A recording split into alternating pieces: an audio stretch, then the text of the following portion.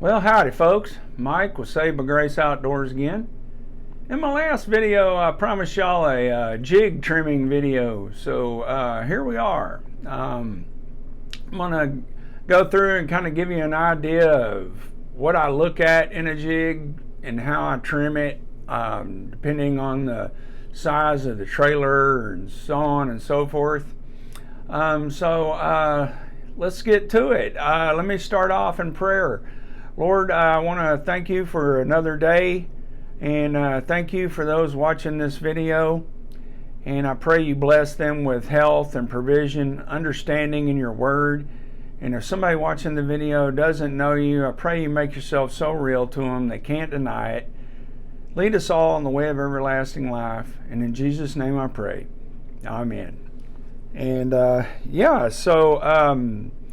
let's move over to the test tank, and I'll show you what a jig looks like before you trim it, and kind of give you an idea of that way you'll know what we're looking like after we trim it. And so let's move over to the test tank. Okay, here we are at the test tank, and I was going to kind of give you an idea of what a jig looks like. I don't have a huge test tank, so we're stuck with what I've got. But this is a 3/8 reaction tackle flipping jig that I've done nothing to. It's black and blue. And here it is before I've trimmed it. And you know, it actually looks pretty dang good in the water, considering that I didn't think it would look that good. But it does flare out pretty good. This test tank ain't really doing what they do justice. It's even worse with a swim jig when you're swimming it. But anyway, this is what a jig looks like when you're bouncing it across the bottom before you trim the skirt. So let's get it trimmed up and see what it looks like. Okay, so now that we know what the jig looks like before we trim it in the water, it's going to give you an idea of how I trim it. All right, so this is the same jig. It's like I said, it's a reaction tackle jig. It's got a silicone skirt, and like I said, I was actually rather surprised at how well it did in the tank, considering. But anyway, so I start off holding my jig either most of the time I'll grab it by the head of the jig, or sometimes I'll grab it by the hook of the jig. But what I'm looking for is the action of your trailer. Sometimes your trailers are so long that they will stick out past the ends of your jig, and so you won't have to. Your overall length is not as important as, like in this case, where you have jig trailer getting down onto your action of your bait. You're onto the action of your trailer. I can't seem to talk today. But anyway, so we don't want the overall length of our jig getting into that. So first of all, you want to hold your scissors in like an upright position like this when you're trimming a jig. You don't want to hold them like this, or else your bait may end up looking like this. And we don't want that. So we'll start off. I start off on the inside, getting around the trailer, and making sure we're getting our overall length, you know, somewhere above the action of our trailer, like so. If we got strands down in our flippers, then the flippers won't flip as well. So we don't want them down in the flippers. And like I said, we don't want it to have a chili bowl haircut either, but you kind of can see how it's getting. Then the next thing I'm going to do, once I start getting my getting those up above, I'm really having a hard time seeing with all these lights. This makes it kind of difficult, but I think I'm doing pretty good here, getting it out of the way of the flippers. Then the next thing you want to do is kind of look at the layers of the jig, and you'll notice you've got some of the strands that are closer to the outside and obviously some that are closer to the inside. And what you're trying to do here is, like, I want to cut the ones that are closest to the outside, cut those really short, and you'll watch when I cut it short like that, it springs out. And you want to do this with a few of them.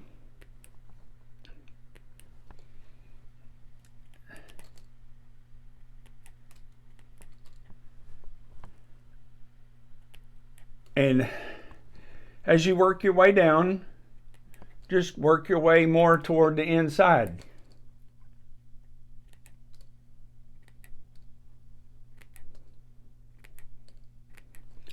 And as you notice, we start sprouting out like this. And then that's why I like to hold it out like so. And every jig will be different. But I'm liking what I'm seeing here.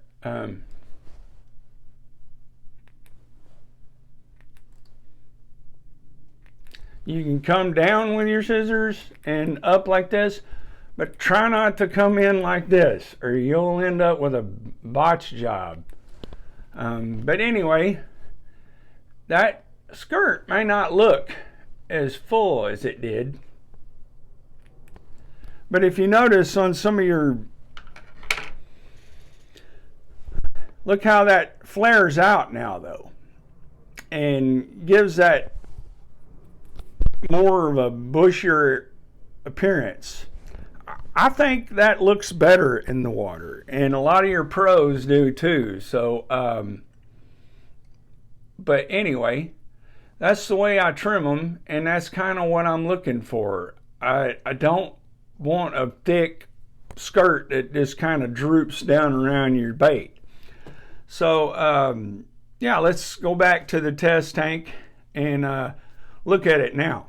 Okay, so we are back at the test tank, and now if you can see what we're doing here, you can see how much more action we get out of that skirt, I believe. I mean, it's all opinion, but I mean, most of the pros will tell you, and I didn't even get into the trimming of the weed guard yet. That weed guard is way too much for it, but my tank is not big enough for me to really show you what we're looking at. But you can really imagine if this was a swim bait, how much more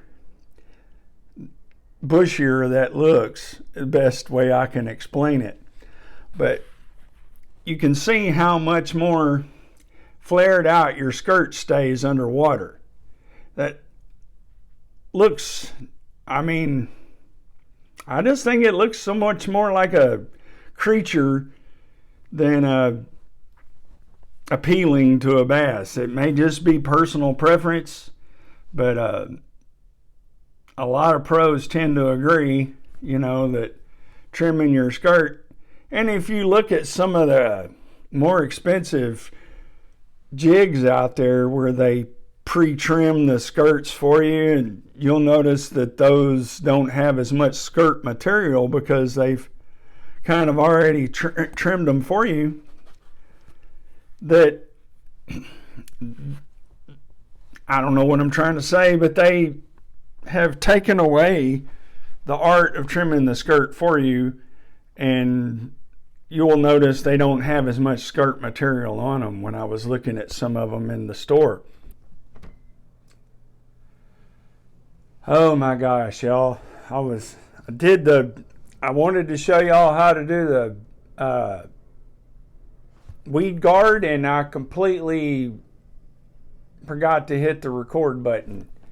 So anyway, let me try to redo this. Okay, see, this is a weed guard. It comes packaged all wadded up in a ball like that, and probably about an 1/8 inch too long, sometimes too much longer than that.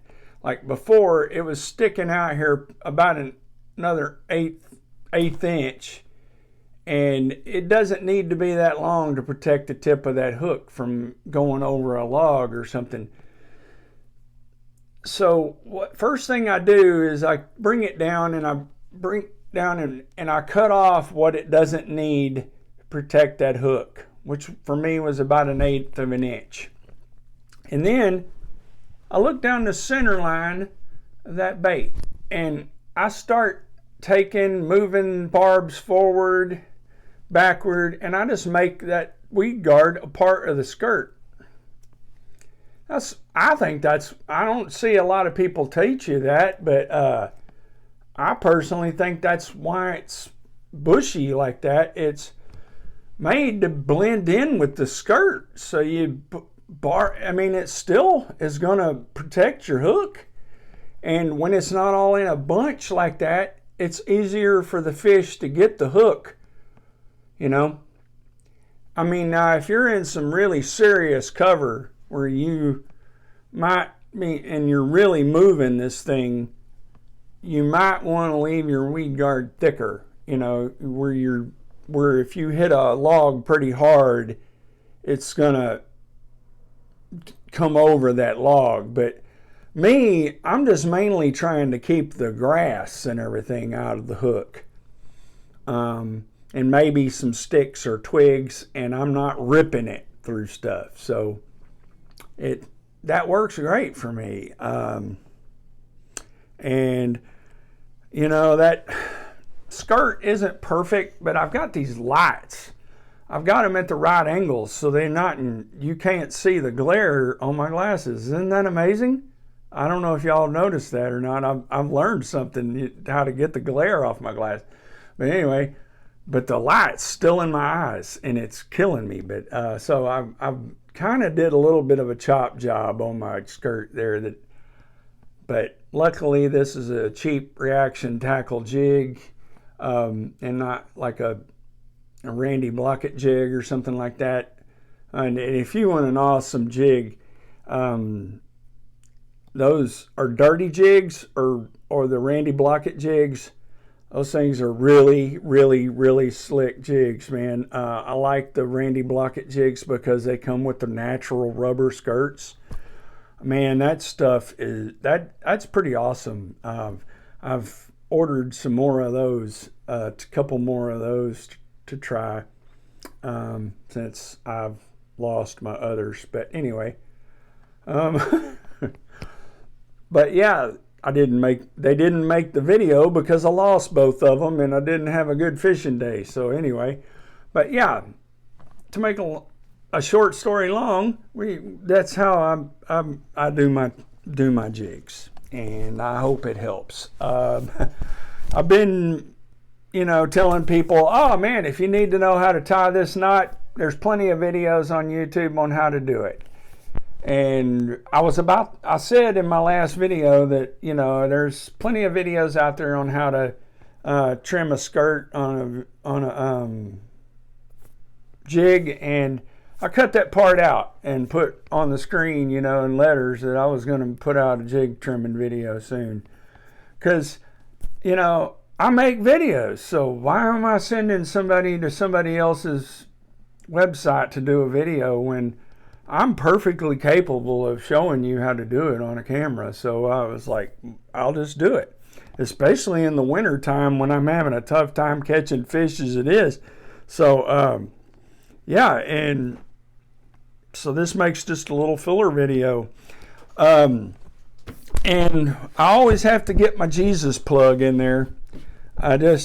I just want to say that I know a lot of people are hurting right now, either, financially, with world events going on, and a bunch of other things.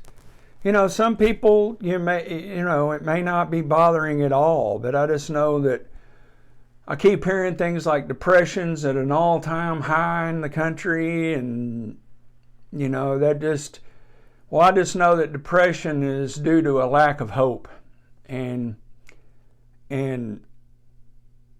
when you don't have anything to hope in, that's when you get depressed. And that's the way I saw it before, I found Christ. And I just want to give everybody something to hope in.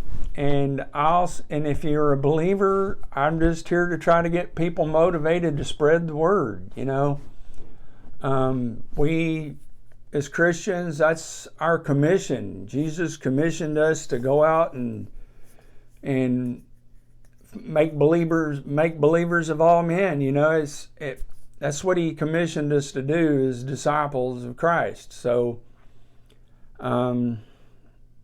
that's what I'm here to do. I'm trying to be faithful, obedient, and it's been and I'm having a blast doing it. So that's an even better part. So just get out there and tell your friends about Jesus, or get on here and tell everybody about Jesus. And for those that you don't know him, I'm just here to tell you that, I've been through depression, and I've been through a lot of stuff, and hopelessness is tragic. And when you have Jesus to hope in, there's no reason to ever be hopeless again. And he can truly change your life if you truly give him a chance. Stick your nose in that church and just give him a chance. And he'll change your life, I promise you. If you give him the effort, he'll reward you for it. And so with that being said, I guess that's it. I pray that the Lord blesses and keeps you, no matter wherever you are.